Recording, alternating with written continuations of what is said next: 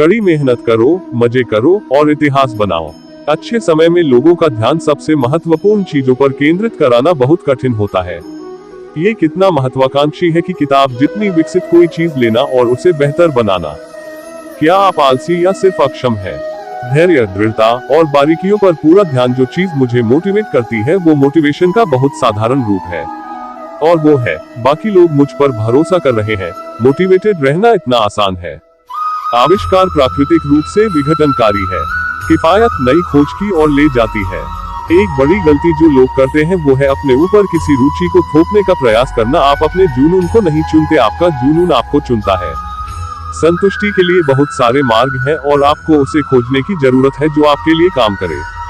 एक चीज जिसकी मैं लोगों को सलाह देना चाहूंगा वो ये है कि वे हमेशा लॉन्ग टर्म में सोचें।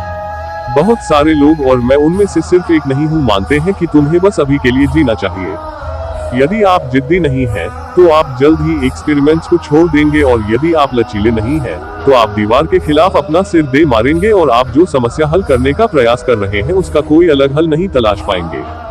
खोज में हमेशा नसीब शामिल रहेगा। मेरा मानना है कि यदि आप कुछ नया करने जा रहे हैं तो आपको गलत समझे जाने के लिए तैयार रहना चाहिए।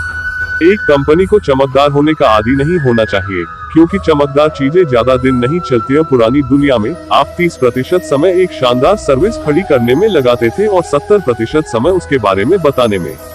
नई दुनिया में ये चीज उल्टी है। तथ्य आधारित फैसलों के बारे में सबसे अच्छी बात यह है कि वे हायरार्की को नहीं मानते हैं। दो तरह की कंपनियां होती हैं, वे जो ज्यादा चार्ज करने के लिए काम करती है और वे जो कम चार्ज करने के लिए काम करती है।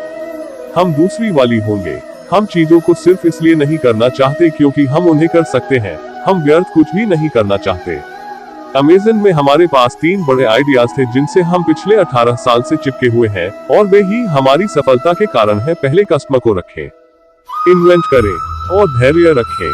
आपको भविष्य में झांकना होगा और पता लगाना होगा कि करना क्या है, क्योंकि शिकायत करना कोई रणनीति नहीं है। किसी टाइट बॉक्स से बाहर निकलने के तरीकों में से एकमात्र तरीका है अपना रास्ता खोजना।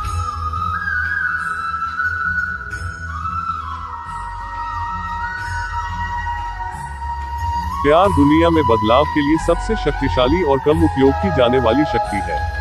मेरे लिए प्यार दूसरों को फलने फूलने में मदद करने का प्रयास है, और यह अक्सर किसी व्यक्ति की स्वयं की छवि को ऊपर उठाने से शुरू होता है। यह एक पिछड़े समाज की पहचान है, या एक पिछड़े हुए समाज की, जब महिलाओं के लिए निर्णय पुरुषों द्वारा लिए जाते हैं।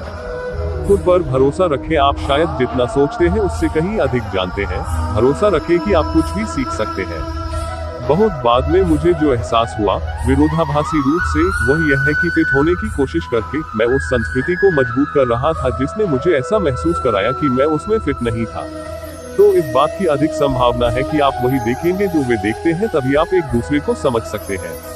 तब आप विचारों के ईमानदार और सम्मानजनक आदान प्रदान की ओर बढ़ सकते हैं, जो एक सफल साझेदारी की निशानी है। यही प्रगति का स्रोत है।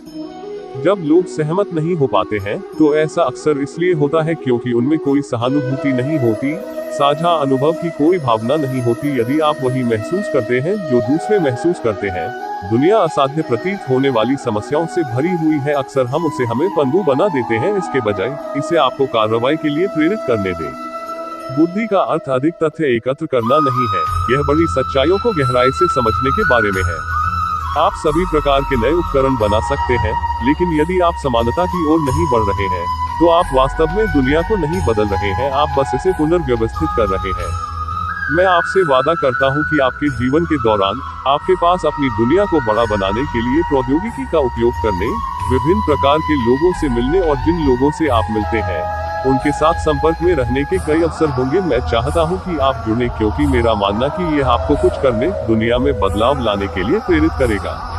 अगर मैं अपने शेड्यूल को उन चीजों से नहीं भरता जो मुझे लगता है कि महत्वपूर्ण है, तो अन्य लोग मेरे शेड्यूल को उन चीजों से भर देंगे जो उन्हें लगता है कि महत्वपूर्ण है। लिंग विविधता सिर्फ महिलाओं के लिए अच्छी नहीं है, यह उन लोगों के लिए अच्छा है जो परिणाम चाहते हैं।